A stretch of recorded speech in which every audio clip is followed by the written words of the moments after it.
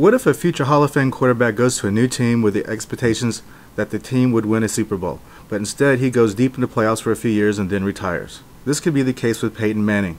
What would you count as success for Peyton Manning in Denver? Oh, you got to go Super Bowl or bust. Now look here, Peyton is a Hall of Famer, first ballot for sure, no questions asked. But when you bring in a guy of that caliber, you're basically bringing this guy in with that many years left on probably his playing career to say, I'm trying to win it all. If you're not focused on winning it all, then why'd you even bring him in? I mean, every team in this league, wants the opportunity or wants to play and hope to win the championship. But let's be realistic here. This guy just came back from neck surgeries, multiple neck surgeries. This is his first year back. He missed a whole of last season. So I say for him to win 9 to 10 games would be a successful season. Maybe not winning a Super Bowl or getting to a Super Bowl, but say you win your division, you win a playoff game or two, and then you might lose it. Then I consider that a successful season. Well, see, I don't think it's successful because you could have did that with Tim Tebow. Tebow went 8-8. You won the first playoff game. You beat the heralded Pittsburgh Steelers, something that Peyton doesn't do very well. You're going to win that game, and then you go and bring Peyton Manning in, and let's say he comes in, he gets them to, let's say, 10-6. They play the first round. He gets demolished by the Pittsburgh Steelers. What was the point? You brought him in. You got the same media coverage and the same stuff from Tebow that you're getting from Peyton because everybody wants to follow Tebow. Everybody wants to follow Peyton. But at least with Tebow, you at least got a playoff victory out of it. Peyton may not even do that. Well, this is going to be a new team form with a new system. He's no longer going to be the on-the-field offensive coordinator. It's not going to be the system that was built around him for years that he only won one ring with. This is going to be a system he's going to be in for about 3 years and going to have to learn. Other people are going to have to learn with him. And not only that, you got to talk about his injury issue. He's not happy with his arm strength right now.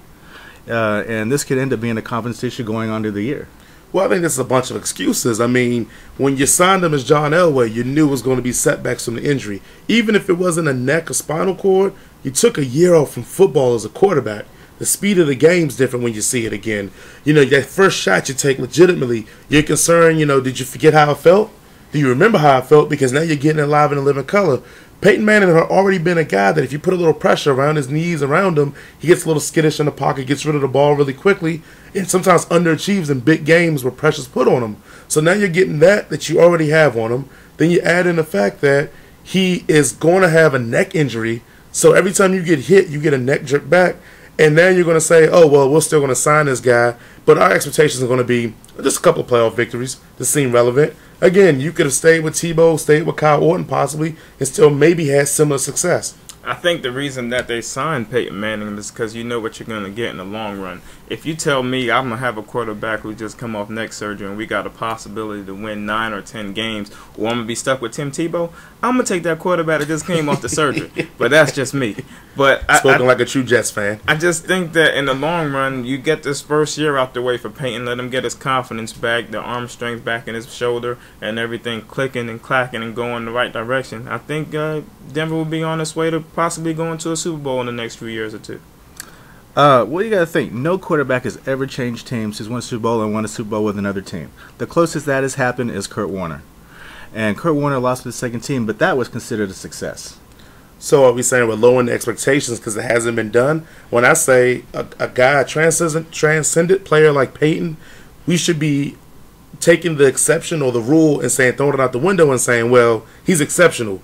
Make him the exception. So I think if you bring Peyton on, you're thinking we're making this an exception because we know John Elway had to know that's that. There's no way he didn't know that. So he's obviously signing Peyton saying, I could care less about the stat. He's going to, transcend the game. He's going to change it and say that, okay, you can get another quarterback who's won a Super Bowl, bring him to my team and win a Super Bowl. So I think we shouldn't lower the bar. We should raise it because his whole career has been a raised bar. So when we push it a little further. Elway had the intention of saying that, I believe we can do big things here in Denver, and you're going to be the reason why that we win another Super Bowl since I retired. And I think that Denver will have that opportunity. It's just coming off that neck surgery, it's going to take time. It's going to be at least that one full season. It's like, I hate to compare it to a knee injury, but when you have running backs that's coming off those torn ACLs, they always need that full year to come back to feel more comfortable, to get that rhythm back, that juice flow going back. And I think with Peyton Manning, that'll be the same situation. But Denver will have a winning record and may possibly win that division. My biggest thing with Peyton is that I feel like a Super Bowl or bust for me is because I think he ducked a lot of other teams that would have been Super Bowl or bust situations. You know, he claimed, I don't want to be in the NFC because I don't want to face my brother unless it's in the Super Bowl. But you're looking at a San Francisco team that he turned down that had the receivers, Randy Moss, Mario Manningham, and I'm not so high on Crabtree, but Crabtree and Vernon Davis, a running back in Frank Gore, which, let's be real, will possibly be the best running back he's ever had on his team since he's been a player in the NFL. He would have had the running backs of Michael James, Kendall Huntley, scat back, quick backs that he can utilize very well, and probably the number one defense next year. Everybody's claim of why Peyton didn't win more rings in Indianapolis is what? The defense wasn't good enough. The defense didn't play as high as Peyton did. The defense couldn't stop anybody to allow Peyton more opportunities. You're getting that defense now. We look at a Cardinals team that has the receivers already out there, and Larry Fitzgerald. Yeah, he has a good defense in Arizona. Also, he can make Beanie Wells and those other running backs a lot better. But he stayed away from it because he claimed the brother situation. But then let's take the brother situation out of the equation. He could have went to Tennessee. Tennessee, you have an all-pro running back. If Kenny Britt comes back healthy, an all-pro receiver. Nate Washington, a good substitute. A big, strong tight end playing for Tennessee. And Tennessee doesn't have a bad defense at all. So I think that Peyton pretty much told himself, I don't want to be put in a situation where the pressure will be such that I have to win a Super Bowl. So for me, that means you have to win a Super Bowl because you took the route with the least amount of pressure so you can win a Super Bowl. Oh, no, he took the route with the least amount of pressure because he didn't want the pressure. If he went someplace else and they had to win, they would have had to win. This week, it's like, oh, well, you know, it's my first year back from injury. You know, I need that year. I didn't quite feel great this year. You know, I'm going to feel better next year. I got some arm strength now. I think when it comes to the teams that he interviewed with and the one that he decided to choose, I look at a few things. I think Peyton Manning is a guy that looks at the sport of football a lot bigger than just the play on the field. I think he looks at it from a front office perspective. And when you come down, take a look at the ownership as far as with the teams he interviewed with. The Broncos have strong ownership. Pat Bowlen's been there a long time. He's got a history of winning. He's got a history of having quarterbacks who've been older in age and being successful. I think that had a lot to do with it. John Fox's connection with how he can talk to people, communicate people, and we can't forget the John Elway factor of him being there and also being the vice president in that organization. However, Peyton Manning did choose the Broncos over the Niners because of the fact that he did not want to face his brother in the NFC Championship game. But if you also want to talk about their legacy of winning, there's a person you left out of their legacy of winning who is no longer there, and that is Shanahan. He is the one who helped create. He was the GM and the coach at the time. He pretty much put the team together outside of Elway, and he's gone. And since he's been gone, they have been struggling. And now you're just trying to get some pieces in place, trying to make this team work. Yes, they are talented, but they're not so talented that they're going to win it all. So, okay, then since I'm on Super Bowl and bust, is it being successful, what say you, Big Play? What could be considered a success in Denver for Peyton Manning? As far as this year? Or just as far as the rest of his career in Denver, if it ends in Denver?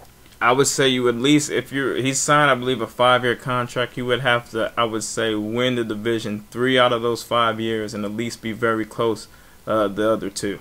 What are we talking, AFC Championship, or like what are we saying when we say close?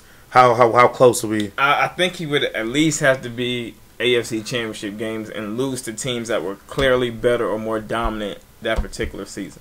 All right. What about you, JD? What would make the success of a Peyton Manning Denver career? Well, I think you got to look at it a little different. First, I don't think he's going to play all 5 years. I think he's going to play 3. Success for this year is to be able to stay on the field and not get hurt again. That would be a success this year. If you do that with just any kind of winning record, 9-7, and he doesn't get hurt, that's a good step forward. Then going from there, the next 2 years, if he plays, he should have both playoff runs, both winning the division. Each year should go a little further in the playoffs, win 1 playoff game the first year, win 2 the next year. That would be a success.